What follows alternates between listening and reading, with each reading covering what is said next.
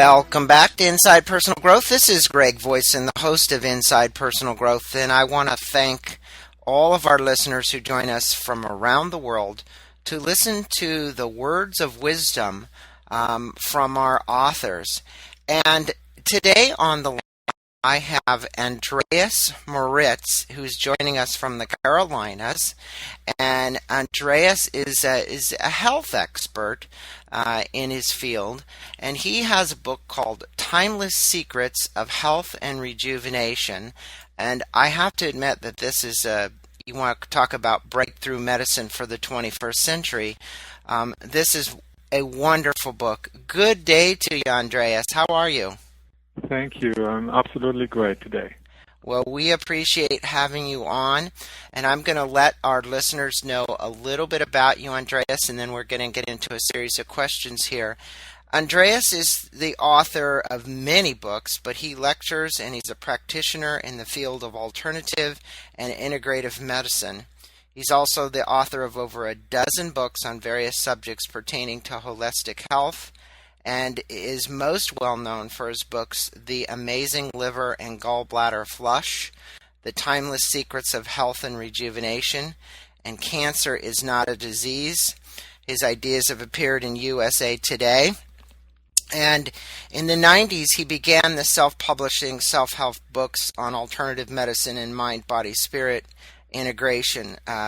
Andreas had some medical challenges himself from the early age of 6, dealing with arrhythmia, anemia, abnormally low blood pressure, and frequent fainting and irritable bowel syndrome. Although he had challenges with this, he then went on and went into the practice of ideology, and we trained under his uncle, Dr. Harry, how do you pronounce his last name? Kirchhofer. Yep, in Switzerland.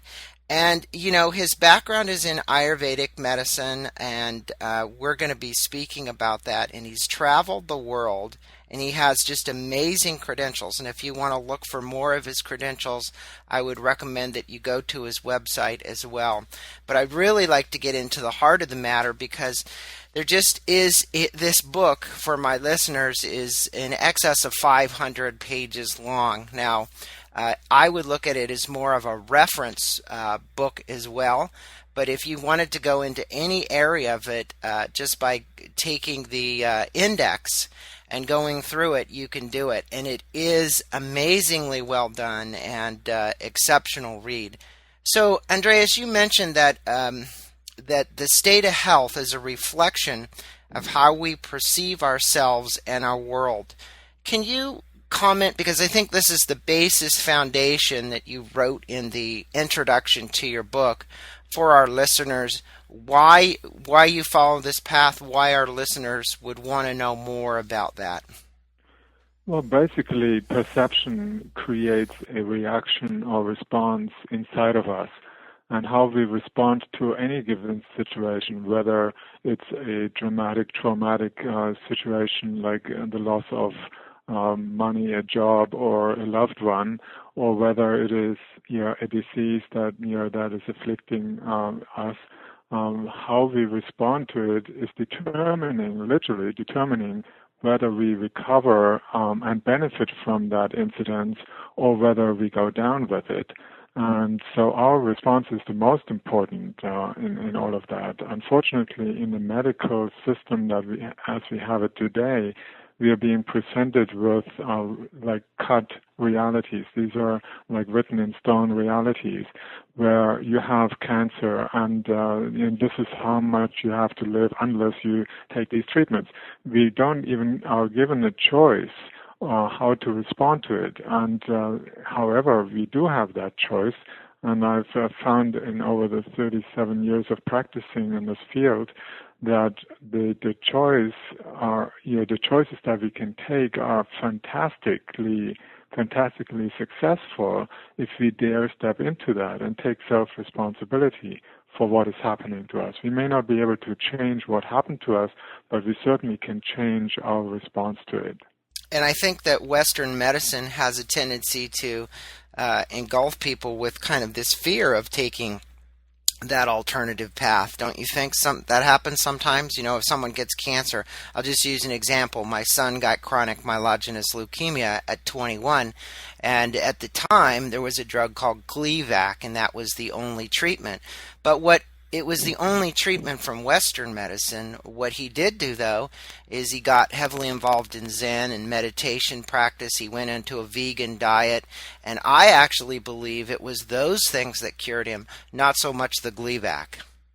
Oh, you're absolutely right. There's actually a huge amount of research being done that the things that make us better are far more successful than the things that we suppress or try to correct with medication or with other therapies. So by focusing on the things that really work, there's every day almost a new study coming out on vitamin D alone, and how vitamin D, which is induced, or produced by our body in response to sun exposure, we literally have the ability to reverse cancers by up to 70%. Now, imagine that if any other therapy would have that kind of success rate, or any drug would have that success rate, it would be the best-selling drug in forever. And so we somehow forget that we have these healing gifts already built into our system, but we hardly ever use them. So vitamin D, which controls or turns around 2,500 genes in our body and turns them off when needed. We have vitamin D as a cardiovascular protection. We use vitamin D to allow our brain to function properly. It literally can prevent almost every kind of illness, and it can also help to reverse or correct any kind of imbalance in the body. And there are thousands of studies now to prove it. However, it is not being reported. It's not being, doctors don't tell their patients go out in the sun because they have been told that the sun is dangerous. You have to stay away from it. So now we have 85% of the population being vitamin D deficient. So people, when they're vitamin D deficient, they have a 55% higher risk of obesity. They have a huge risk of developing cancers, all kinds of cancers. We now know that just having normal vitamin D levels, goes along with a 400% lower risk of developing colon cancer, which is one of the leading cancers. So again, a simple thing like vitamin D is such a fantastic thing to prevent illness. A good diet, we now know that eating meat on a regular basis increases the risk of dying by 20% from all illnesses. That includes diabetes, osteoporosis, heart attacks, cancers, and so on. So you have, again, a very, very simple way, just by correcting one's diet and eating more sensibly and from more, good sources such as organic vegetables and fruits and grains and legumes and nuts and seeds and things like that, which is ideal for the human body because that's how we were meant to eat. Because our our digestive system is not capable of digesting such heavy foods as meat, because our hydrochloric acid is only 1/10 of that of a carnivorous animal. So we only digest 10% of it, and the rest of it will decay or rot in the intestines, which then becomes obviously a source of illness. Yeah, and I've been a vegetarian for 20 plus years, and I just, the diet, to me, again, it's my preference. Like you said, we have choices. It's always been my diet a preference. And your book deals with this down-to-earth issues of health, such as lifestyle, diet, nutrition, exercise, daily routines, as you mentioned, exposure to sunlight. But it's kind of based on Ayurvedic medicine. And I think some of our listeners out there, even though Deepak Chopra is somebody who kind of maybe has exposed the world even a little more to that, explain the types, because I know I've read some about Ayurvedic medicine, and this isn't this one of your fundamental areas that you work with people on? Yes, certainly, because we are not all made in the same way. So you're even just going on the street, you see thin people that walk very quickly, and they talk very quickly. You hear them constantly saying something, and so they are sort of the more agile people. And then you have the ones that are very slow, methodical, and they are more well built, so they have heavier bones. They have more body mass to them, and their skin. When you look at the back of their hands, you're not able to see the veins and the bones sticking out. They're well covered. So they're different body types, and there's one that is standing out. You can see them from far away.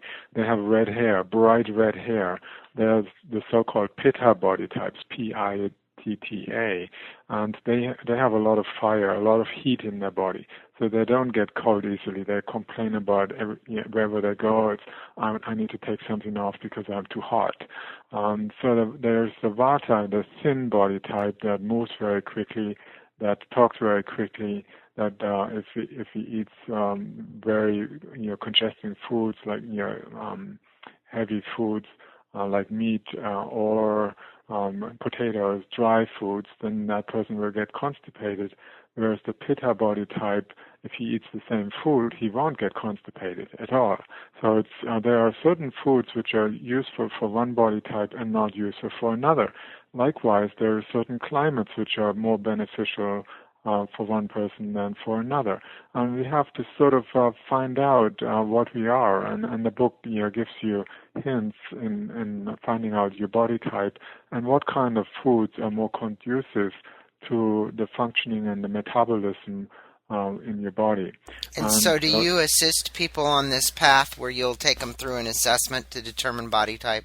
Exactly. And the book has actually a questionnaire where you can put in all the qualities, the characteristics that you experience. The question just simply by answering some questions, then you count the points and you'll find out which body type you are. But simply by looking at the descriptions of body types, you will already know, oh, that's me, that's me, that's me, and you're very clear about why you are in a certain way, why you respond to stress in a given way, why do you look in a certain way, and so that makes you feel like there's nothing wrong with you. This is just how your body type is, and then each body type has, of course, psychological characteristics as well. And if you know more about yourself, then you can use that more easily to determine how you want to live your life and what you need from the environment. We know that sunlight is such an important factor for all body types. We are not born with sunshades in front of our eyes. We are supposed to receive all the rays that come from the sun in order to produce specific hormones in the brain, and those hormones regulate the production of melanin in the skin, which protects the skin against damage. You put sunshades on, then that protective mantle is basically lost. You become susceptible to injury, and then you have these self-fulfilling prophecies that the medical system is putting out. Sunshine is dangerous, but they don't tell you that sunshades is actually one of the leading causes of skin cancers, because it removes the protection, the melanin protection in the skin. So these are simple things that we ought to know in order to stay healthy. There's not really very much one has to do. There's hydration. Obviously, many people getting dehydrated because they're not drinking water, which is the natural thing to drink, whereas they drink other things like coffees, too much coffees or teas or artificial drinks, which are removing fluid from the body rather than putting fluid into the body. They are called diuretics. And so again, once we have knowledge that hydration is so essential to produce digestive secretions, to allow the blood to remain fluid enough and not get too thick, for delivering nutrients to the cells in our body to take up oxygen and allow the oxygenation to occur properly, for the metabolism to be proper. So once we know all of that, then we have the power to make choices, and it's again all about self-empowerment. Once we know that we can handle any given situation and any disease that might pop up simply by restoring health, you're going back to, like, let's say, a healthy sleeping habit, which we now know is responsible for numerous events, like for pure low immunity, for example. You can restore the immune system simply by sleeping 8.5 or between 8 and 9 hours at night. People who are overweight, there's a new study that just came out. It was done at the University of Chicago, and the study was released at the Annals of Internal Medicine on the 4th of October. And it basically tells people, if you sleep 8.5 hours and you are overweight, you lose 55% more body fat than a person who doesn't sleep enough hours. Wow, So so that's a huge, that's a huge finding. So and getting so more rest. Exactly, and instead of trying to go on severe diets and exercise programs, just sleep the right amount of time at the right time of the night, which is between 10 and 6. That's the best time to sleep. You automatically speed up your metabolism.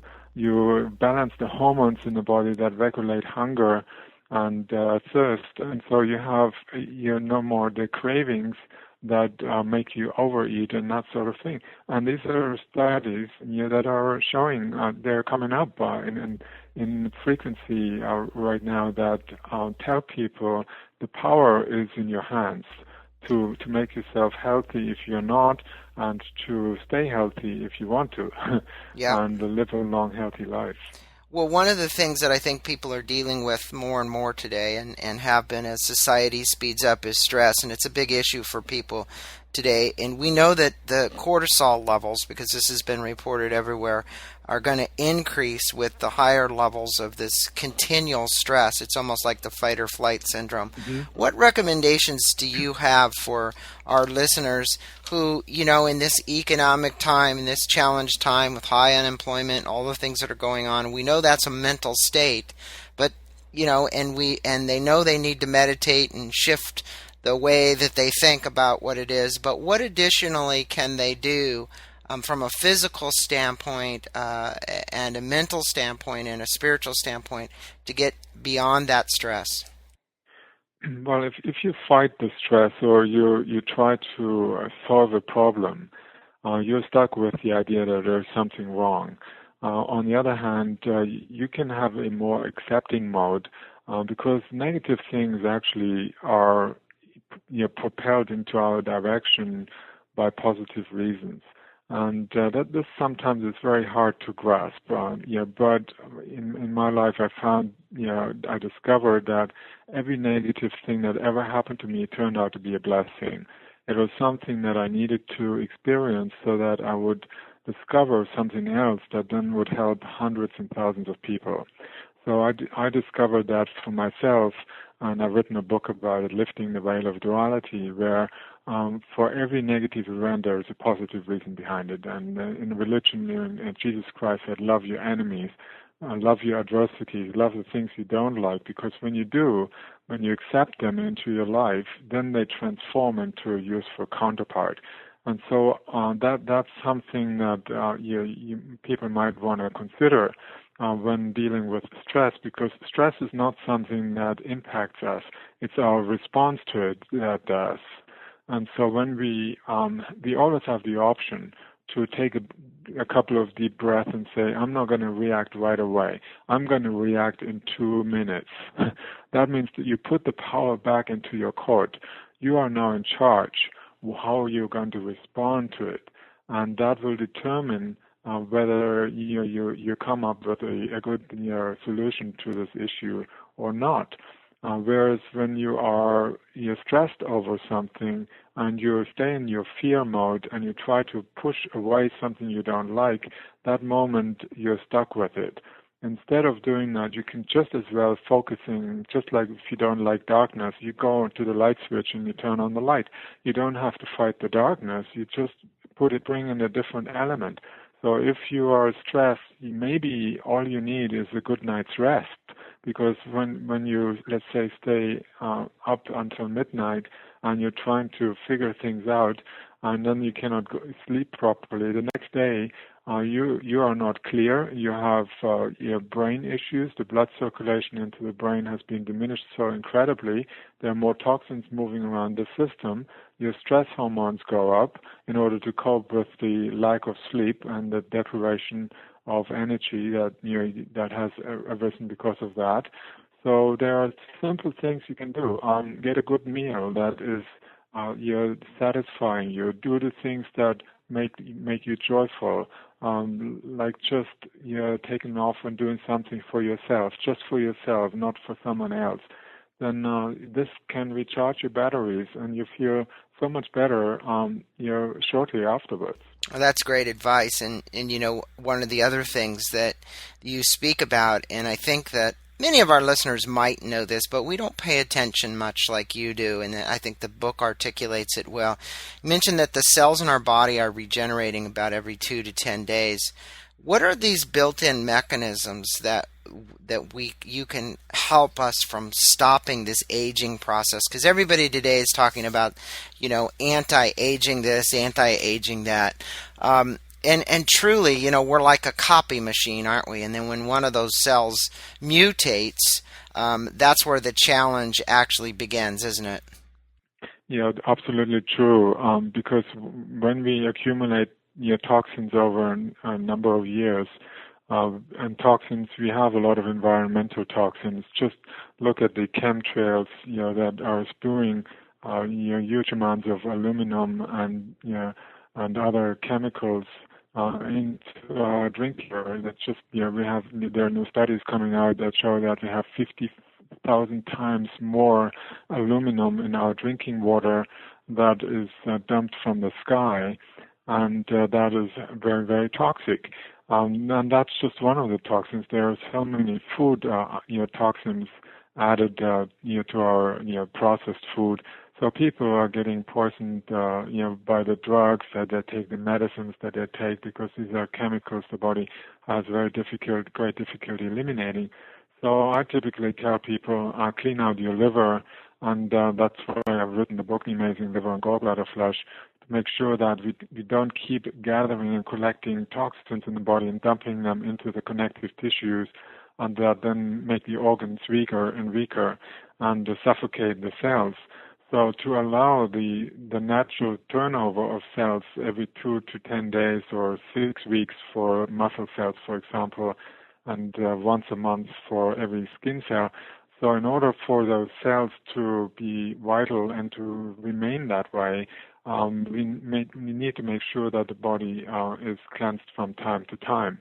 And cleaning out the liver is obviously one of the most important ways to make sure that the rest of the body stays neat and clean, because the liver is the blood cleansing organ number one, and it retrieves and takes out these toxins, passes them into the bile ducts.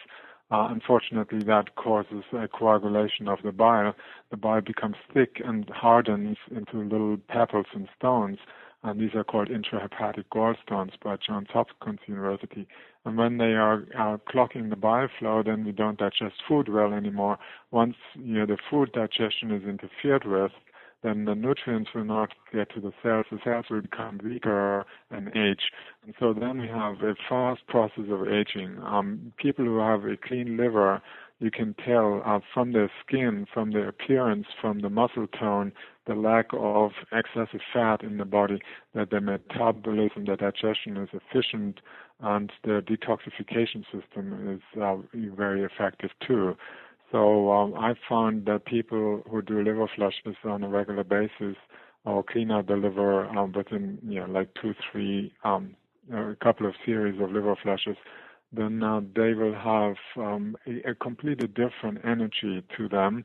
They look radiant, their eyes look radiant, the skin is without any blemishes and age spots and things like that. So a natural way to keep the body healthy. Well, that is one of those organs that I don't think many people out there think much of. They just take it for granted, yet it's the house of cards that operates everything within our body.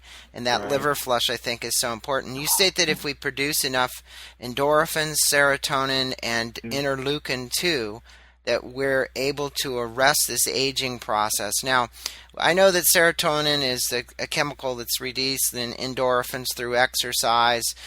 People that have low serotonin levels get depressed. Some of them end up committing suicide. I actually Right. know a friend whose daughter committed suicide when they did her serotonin levels. There weren't any. They couldn't find any. Right. So how is it that you can help people improve these through natural foods and processes? You'd give people exercise programs and so on to improve it so that it reduces this or arrests, as you said, the aging process. Well, the brain hormones are very, very powerful, and they are interlinked with the biological rhythms in our body. And the largest rhythm that we know of is the circadian rhythm. So it's the sunrise, sunset, and the cycles that they involve. So in the morning when the sun is rising, you naturally start producing serotonin. And serotonin, even though it's called a brain hormone, in fact, 90% of it is produced in the digestive system, and 5% in the brain, and only 5% in the blood. So most of the serotonin is created in the digestive tract, which shows that that eating the biggest meal of the day at midday serves you best, because that's when your digestive system makes the most serotonin. And once you make a lot of serotonin, which is at midday, and you make the most, then you digest your food most efficiently, and you have the best nutrients going to the cells in your body, including the brain cells. So when you eat the biggest meal and heaviest meal in the evening, you naturally only digest about 10 to 15% of that food, because serotonin levels are that low. And so when you have inadequate digestion and a lot of undigested food piling up in the gastrointestinal tract, which decomposes and produces toxins, and it interferes with your sleep as well, as these toxins start circulating around the system during the nighttime, then you have a problem with the psychological aspect as well, because you wake up in the morning and you're feeling not good. You feel low in energy, you feel sluggish, depressed, and you don't have the energy. Once the energy levels are dropping, you cannot be happy. So for the body for you to be happy, you have to have a good amount of energy. And serotonin is linked with another hormone that's called melatonin. So when you are sleeping well during the night, and you have a long night's rest between 8 and 9 hours, and you sleep between 10 and 6, which is the time when you make the most melatonin. The next day, your serotonin levels will be higher, because melatonin is a breakdown product of serotonin, and serotonin is a breakdown product of melatonin, so they feed one another. So if you have a good amount of melatonin in the night, you will make a lot more serotonin during the day. If you're eating your main meal at lunchtime, you will not suppress serotonin levels. You will actually increase them, and then you have more melatonin to play with during the nighttime. So again, simple things like that were the secret of happy people in the olden days. And so they knew how to stay healthy, happy, and strong by following the circadian rhythms. Well, so much of your advice in the book, Timeless Secrets of Health and Rejuvenation, it's practical advice. It's something that anybody can do. They can go anywhere and get the supplements. They can take the Ayurvedic quiz with inside the book. I mean, it really is an amazing book. I just again want to acknowledge you. But you state that disease, and this is my closing question, is the occurrence of a toxicity crisis, which you call it, which is the body's attempt, as you've been talking about, to balance this condition called homeostasis. And for some of our listeners, they're going to know what homeostasis is, and it's back to a level of balance. How is it that we can bring our body back into this balance and harmony? What would be some of the parting words that you would give around hydration, the kind of foods we would eat, how we would treat ourselves, meditation, the whole mind-body principle to actually get to this state of homeostasis? Well, it's actually not difficult because the body is doing that naturally. And when you have a disease, that's the body's way of returning to that state of balance. So the disease itself is part of the healing mechanism and trying to remove toxins. An infection is not a disease. An infection is the invitation of the body inviting bacteria, germs to come into the system to dissolve, to break down, and to decompose cells that are already half dead, damaged, or dead. And so the body will never allow anything to attack healthy cells. And the body only allows bacteria to attack unhealthy cells. So the disease itself is already the healing response that the body is allowing or supporting. We don't have to invent that, and we don't have to fight it. So what we can focus on is eating food, the main meal at lunchtime, which will allow you to digest it more successfully. Have a lighter evening meal. Go to bed before 10 so that the body can you cleanse the bloodstream. The liver works between 10 and 2 more effectively than at any other time, and it needs all the blood from the back of the brain and from the digestive system and the muscles in order to cleanse the bloodstream. And not sleeping during that time obviously doesn't allow you to do that. So then the body accumulates toxins. If the toxins cannot be broken down because we are sleeping and hydration methods and eating habits are contrary to what the body really wants, then we need disease in order to take care of that. And we blame the disease for making us unwell, but the disease itself is the way to get us back to homeostasis, to balance. So in either way, whichever way we live, we are being corrected one way or another. But we should not fight that. We should support the body. We should allow the body to do its job effectively and not hold it up or suppress it when it is getting sick. Well, Andreas, you definitely are a wealth of knowledge, and I think what I'd like to do is I'd like to invite you back to do another program, because I believe that for our listeners, I'm fascinated by what you're saying, and I believe that it's kind of hard to cover all of these topics, and I probably had about 6 more questions that I didn't have time to actually ask you today, but I would like to invite you back. And I'd like you to let our listeners know where they can go to get Timeless Secrets of Health and Rejuvenation. I know that I received it as an ebook.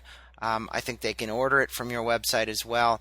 Where can they go to get more information about your books and your programs? The best source of information is from my website, which is ener-chi.com, Ener-Chi.com. So ener-chi.com, or the books are available through Amazon or any other bookseller. But on my website you find all the information about other products as well that I created myself that have incredibly supportive benefits for the body to heal and return to balance. Well, that's great. So it's Ener-Chi, and it's ENER-CHI. Is that right? Yes, that's correct. Okay. Ener-Chi.com would be where my listeners would go. And again, Andreas, thanks so much. It's been really a pleasure having you on and really learning more about how our body wants to naturally heal itself, but also some of the things that we can do to assist in keeping it healthy along the way. So you've given me a lot of insight, and I do have some more questions I want to ask you, so I want to invite you back again. Okay. Thanks so much for being on with us today and enlightening our listeners as to the timeless secrets of health and rejuvenation. Thanks. Have a great day. Thank you, Greg.